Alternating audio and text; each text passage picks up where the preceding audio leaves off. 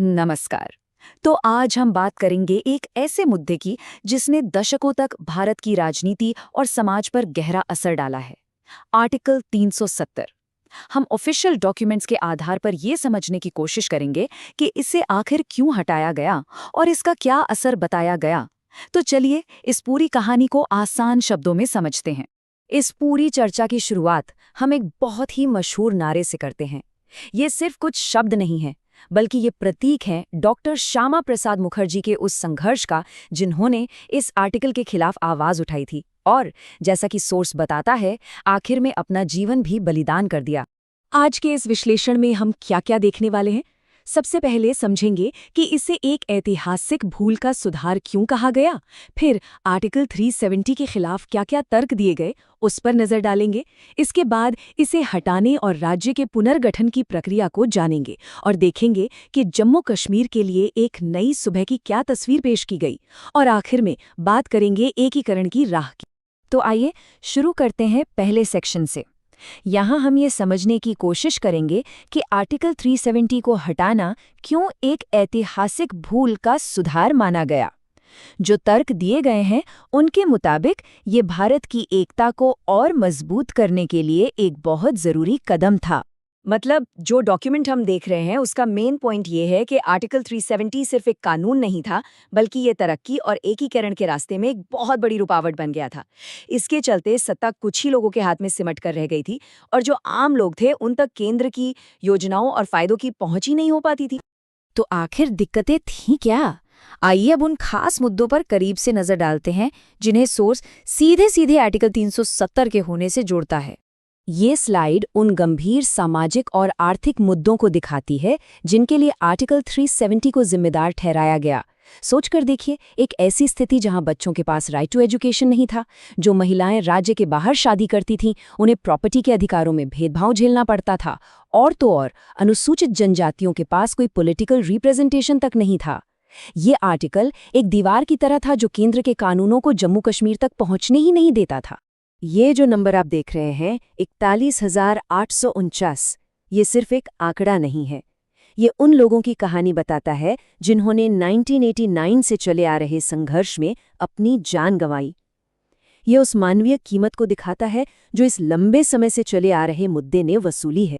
इसी डॉक्यूमेंट में एक और अहम बात कही गई है, वो ये कि इस आर्टिकल ने कुछ परिवारों को दशकों तक अपना राजनीतिक कंट्रोल बनाए रखने में मदद की। एक ऐसा सिस्टम बन गया था जहां कुछ परिवार तो भारत के संसाधनों का फायदा उठाते रहे, लेकिन पूरे क्षेत्र का देश के साथ पूरा एकीकरण रुका रहा। अच्छा, तो इन सभी प्रॉब्लम्स का सल्यूशन क्या निकाला गया? अब हम उन कानूनी कार्रवाइयों पर फोकस करेंगे जिनके जरिए इस सिचुएशन को बदलने की कोशिश की गई। तो आर्टिकल 370 को हटाना कोई एक दिन का काम नहीं था। इसके पीछे एक पूरा प्रोसेस था। जैसा कि आप यहाँ देख सकते हैं, इसमें 3 इम्पॉर्टेंट स्टेप्स थे। पहले राष्ट्रपति का आदेश आया, फिर संसद ने इसे खत्म करने की सिफारिश की, और आखिर में जम्मू और कश्मीर पुनर्गठन बिल को पास किया गया। ये एक बहुत ही सावधानी से प्लान की गई प्रक्रिया थी। तो बदलाव क्या हुआ? ये स्लाइड बिल्कुल साफ साफ दिखा रही है। पहले जम्मू और कश्मीर एक पूरा राज्य था। अब इसे 2 केंद्र शासित प्रदेशों यानी यूनियन टेरिटरीज में बांट दिया गया। पहला जम्मू और कश्मीर, जिसकी अपनी विधानसभा होगी, और दूसरा लद्दाख, जो बिना विधानसभा के होगा। और जब ये बिल पार्लियामेंट में वोट के लिए गए तो नंबर कुछ ऐसे थे, आप देख सकते हैं कि राज्यसभा और लोकसभा दोनों ही सदनों में इसे भारी बहुमत से पास किया गया, जो इस कदम के पीछे के राजनीतिक समर्थन को दिखाता है। तो इस ऐतिहासिक कदम के बाद जम्मू कश्मीर और लद्दाख का भविष्य कैसा देखा गया? डॉक्यूमेंट में क्या-क्या फायदे गिनाए गए हैं, आइए देखते हैं।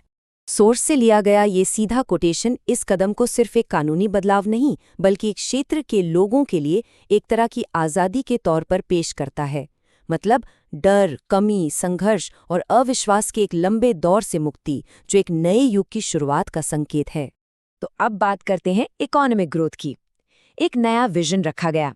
इसमें फिल्म इंडस्ट्री में इन्वेस्टमेंट से लेकर टूरिज्म के डेवलपमेंट तक और स्थानीय उत्पादों जैसे लद्दाखी सोलो पौधे को ग्लोबल मार्केट देने तक के वादे शामिल हैं, ताकि वहां की युवाओं के लिए रोजगार के नए मौके पैदा हों। और ये नंबर देखिए, 80,000 करोड़ रुपए।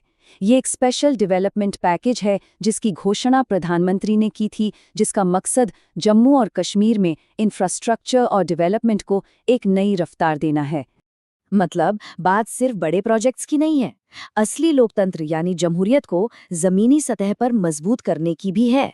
करीब 40,000 स्थानीय पंचों और सरपंचों को विकास के अधिकार देकर पहली बार पावर सीधे तौर पर आम समुदायों के हाथों में दी जा रही है। और आखिर में आइए ये देखते हैं कि इस फैसले को पूरे देश के साथ पूर्ण एकीकरण की दिशा में एक आखिरी और जरूरी कदम के तौर पर कैसे पेश किया गया है। ये तस्वीर इस पूरे एक्शन को एक बड़े पॉलिटिकल विजन से जोड़ती है, एक नए भारत के निर्माण की दिशा में एक कदम जो एक नए जम्मू कश्मीर और लद्दाख के नींव रखता है। ये एक साथ मिलकर आगे बढ़ते और समृद्ध भविष्य की तस्वीर पेश करता है। तो सबसे बड़ा और शायद सबसे जरूरी नतीजा ये निकला कि अब भारत का संविधान और सभी केंद्रीय कानून जम्मू कश्मीर और लद्दाख में पूरी तरह से लागू होते हैं। राइट टू एजुकेशन से लेकर रिजर्वेशन तक अब सभी नागरिकों को एक जैसे अधिकार और मौके मिलेंगे। सोर्स डॉक्यूमेंट के इस उम्मीद भरे स्टेटमेंट के साथ हम इस विश्लेषण के मूल संदेश को समझ सकते हैं। ये एक नई सुबह है जो लोगों को अनगिनत मौके और उम्मीद की एक नई शुरुआत देती है।